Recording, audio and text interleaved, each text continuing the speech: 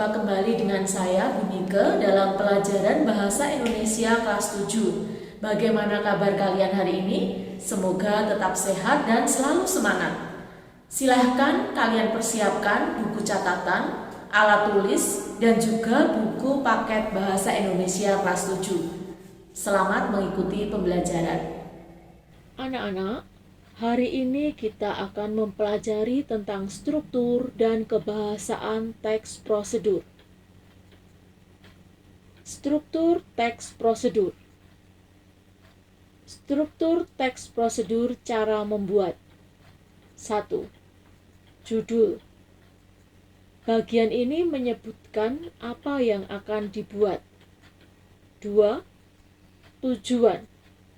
Bagian ini menyebutkan pengantar umum sebagai penanda apa yang akan dibuat atau dilakukan dan motivasi. 3. Bahan dan alat. Bagian ini memerinci bahan dan alat dengan ukuran yang akurat. 4. Langkah. Bagian ini berisi urutan langkah secara rinci per tahap. 5. Penutup. Bagian lain penekanan pada keuntungan dan ucapan selamat. Marilah kita mencermati struktur teks prosedur cara membuat. Pada bagian pendahuluan, yakni pernyataan tujuan, bagian ini menyebutkan apa yang dibuat atau dilakukan.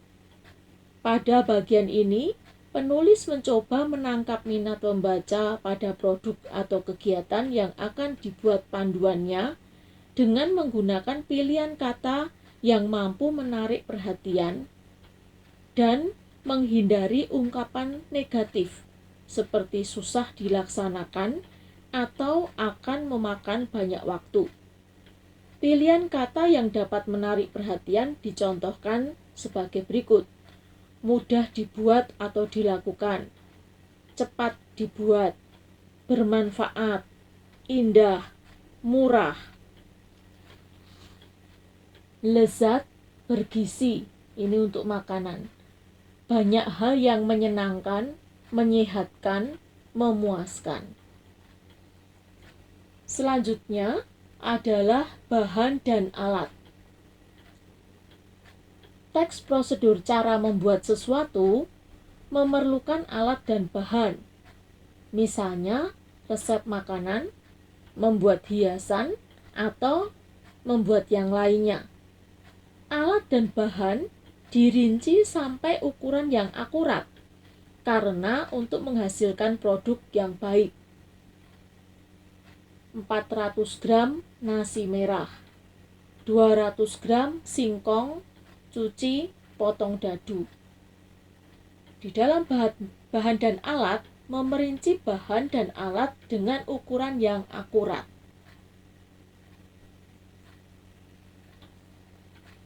Langkah. Urutan langkah secara rinci per tahap. Langkah-langkah dalam teks prosedur merupakan inti dari tujuan teks prosedur. Langkah-langkah berisi tahap-tahap kegiatan atau urutan kronologis, termasuk hal yang perlu diperhatikan jika panduan untuk permainan. Berikan aturan permainannya.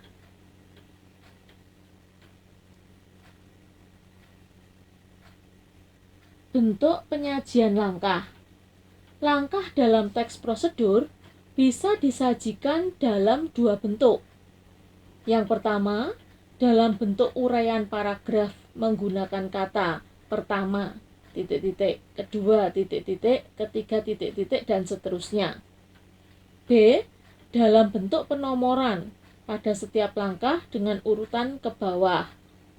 Seperti pada contoh, urutan langkah secara rinci per tahap disajikan dalam bentuk penomoran. Penggunaan kata penghubung pada langkah menyatakan waktu, kemudian, sebelumnya, sementara, sesudah itu. Selain menyatakan waktu, juga bisa menggunakan kata penghubung menyatakan tujuan, seperti supaya, untuk, agar, untuk mencapai hasil terbaik, panggang dengan api kecil sekitar 10 menit. Selain itu, juga bisa menyatakan urutan, pertama, kedua, ketiga. Pada langkah-langkah juga menggunakan kalimat perintah, saran, larangan, antara lain perintah, didihkan air, masukkan, berurutan nasi merah.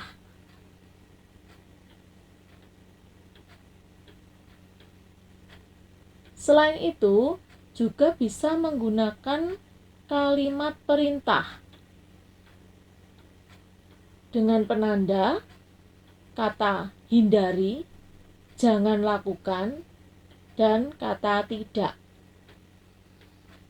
Selain kalimat perintah, saran, dan peringatan, pada langkah-langkah juga bisa menggunakan konjungsi atau kata sambung urutan langkah-langkah. Pertama, kedua, kemudian, berikutnya, setelah ini, atau setelah melakukan ini.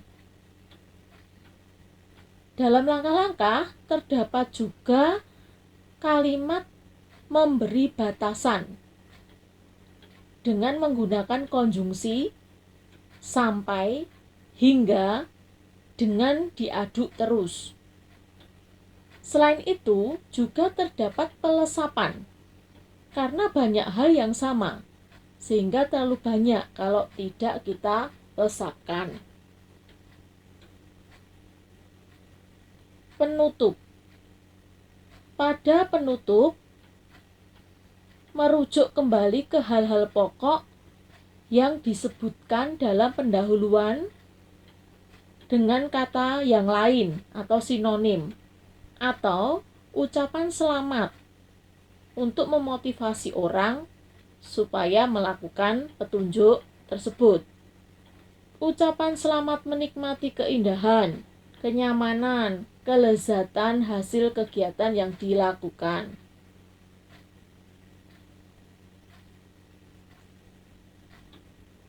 Selanjutnya, kita akan membahas struktur teks prosedur cara melakukan pekerjaan. 1. Judul. Bagian ini menyebutkan apa yang akan dilakukan. 2. Tujuan. Sebagai pengantar umum, penanda apa yang akan dibuat atau dilakukan dan motivasi. 3. Langkah. Berisi urutan langkah. 4. Penutup. Penutup di sini bersifat pilihan atau tidak wajib. Mari kita cermati struktur teks prosedur cara melakukan pekerjaan. Bagian pertama adalah judul. Kemudian bagian yang kedua tujuan. Tujuan berisi pengantar umum sebagai penanda apa yang akan dibuat atau dilakukan dan motivasi. Dilanjutkan dengan struktur yang ketiga yaitu langkah. Berisi urutan langkah dengan cara penomoran. Selanjutnya, penutup. Penutup bersifat pilihan atau tidak wajib.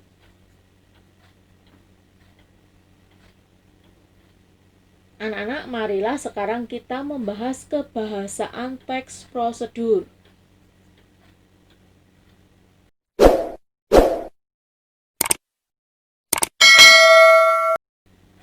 Teks prosedur menggunakan A. Penggunaan kalimat perintah. Kalimat perintah merupakan kalimat yang mengandung makna memerintah atau meminta seseorang untuk melakukan sesuatu sesuai dengan apa yang diinginkan oleh penutur atau penulisnya. Ciri-ciri kalimat perintah. 1. intonasi pada bagian tengah kalimat naik atau meninggi. 2. Diakhiri dengan tanda baca seru. 3. Kalimat perintah menggunakan pola inversi. 4. Biasanya menggunakan partikel lah ataupun kah. Contoh kalimat perintah. Dari pernyataan, Anda perlu memosisikan tubuh sejajar dengan monitor. Bisa dirubah menjadi kalimat perintah sebagai berikut. Posisikan tubuh sejajar dengan monitor. B. Penggunaan bentuk pasif untuk proses. Penggunaan bentuk pasif dalam teks prosedur biasanya untuk memberi saran tambahan atau peringatan supaya tidak terjadi kesalahan fatal atau membahayakan. Contoh penggunaan bentuk pasif untuk proses. Dalam kalimat aktif, Anda sebaiknya menekan tombol keyboard dengan lembut. Dalam proses kalimat pasif menjadi tombol keyboard sebaiknya ditekan dengan lembut. C. Penggunaan kriteria atau batasan. Teks prosedur dibuat agar orang bisa melakukan seperti apa yang ditulis. Oleh karena itu, kalimat pada teks prosedur harus rinci dan jelas batasannya. Contoh penggunaan kriteria atau batasan. Tanpa batasan. Angkat kaki kanan.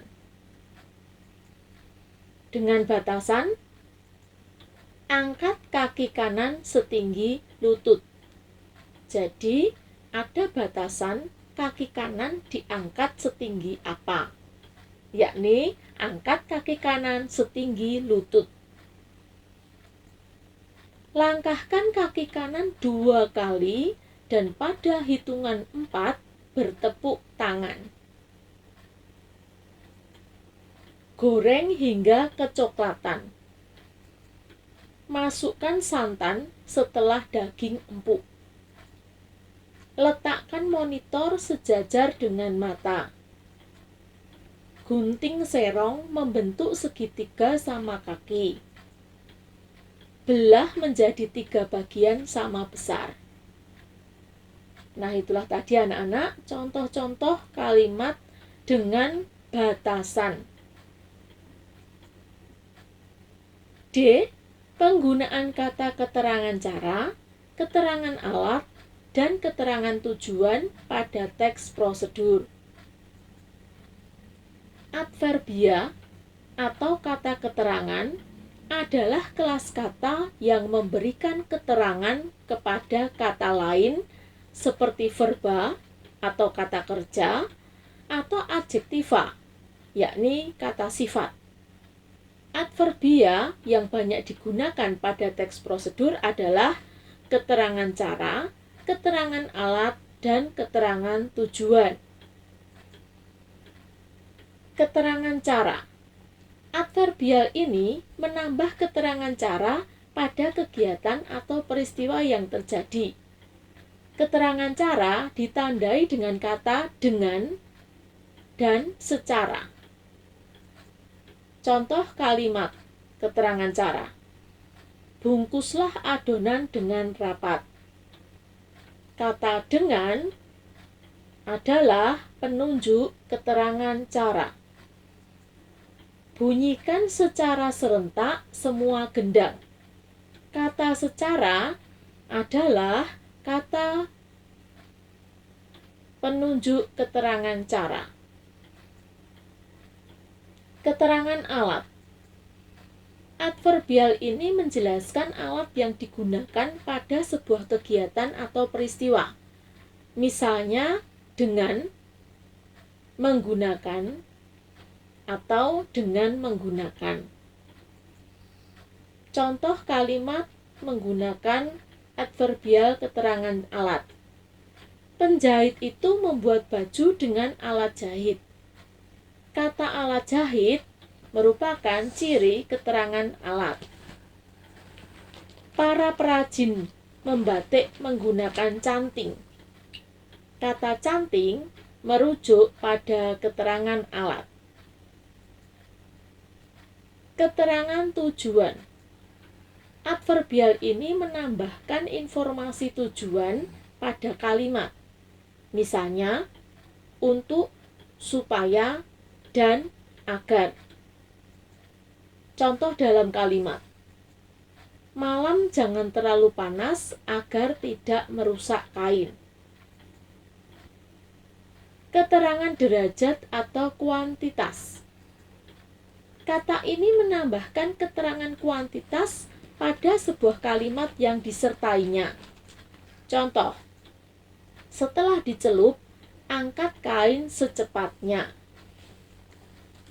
Ulangi gerakan selama 3 kali. Keterangan syarat. Kata keterangan ini menambahkan keterangan syarat terjadinya suatu peristiwa, ditandai dengan kata jika. Contoh, jika gula terlalu banyak akan cepat gosong. Keterangan akibat. Kata keterangan ini menambah keterangan akibat yang ditimbulkan dari sebuah peristiwa atau kegiatan. Kata penandanya adalah hingga, akibatnya, sehingga, sampai, menjadi. Contoh, goreng adonan hingga kecoklatan. Menggunakan kalimat saran atau larangan. Teks prosedur menggunakan saran, keharusan, dan larangan agar tidak menimbulkan bahaya. Menggunakan kata atau frase hubung seperti sebaiknya, hindari, jangan, jika tidak, titik-titik, atau kecuali jika, dan sebaiknya. Contoh kalimat saran atau larangan. Untuk mencapai hasil terbaik, sebaiknya gunakan bambu yang sudah dikeringkan minimal selama 1 tahun.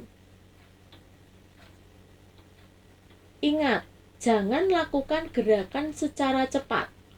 Jika terlalu keras, Anda menggerakkan leher, otot leher akan rusak. Kata sebaiknya pada kalimat pertama merujuk kalimat saran. Sedangkan kata jangan pada kalimat kedua merujuk pada kalimat larangan. F. Menggunakan kata penghubung, pelesapan, kata acuan. Pelesapan adalah penghilangan bagian tertentu yang sama dan sudah disebutkan sebelumnya. Contoh, masak tepung ketan dan cairan santan selama 30 menit. Aduk terus hingga mengental dan berwarna kecoklatan. Angkat adonan dan setelah dingin, cetak hingga membentuk persegi panjang. Taburi wijen di atasnya. Iris setebal 2 cm, kemudian bungkus dengan plastik, kemas pada kardus kecil. Anak-anak, kalau kalian perhatikan kalimat atau penggalan kalimat, kata-kata yang terdapat di dalam tanda kurung dan di blok hitam tidak perlu ditulis kembali atau tidak perlu dibaca. Karena apa? Karena merupakan pengulangan dari kalimat sebelumnya.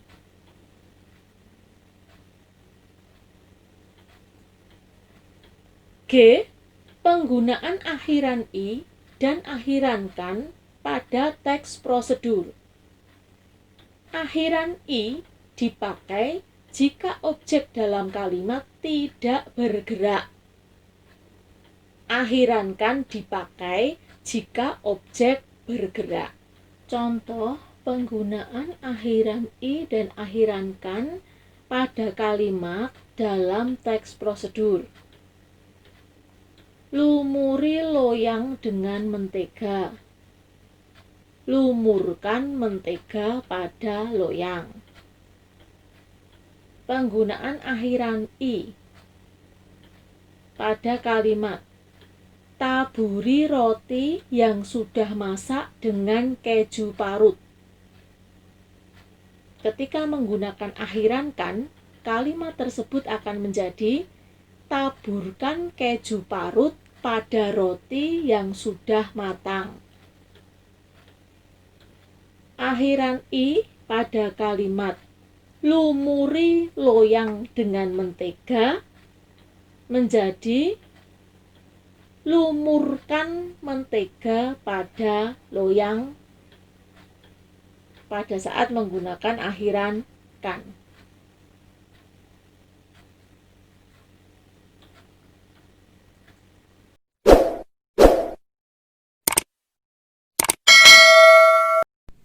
Nah anak-anak, demikian tadi pembelajaran hari ini. Sampai jumpa lagi di pembelajaran berikutnya. Tetap semangat dan jaga kesehatan. Tuhan memberkati. Terima kasih.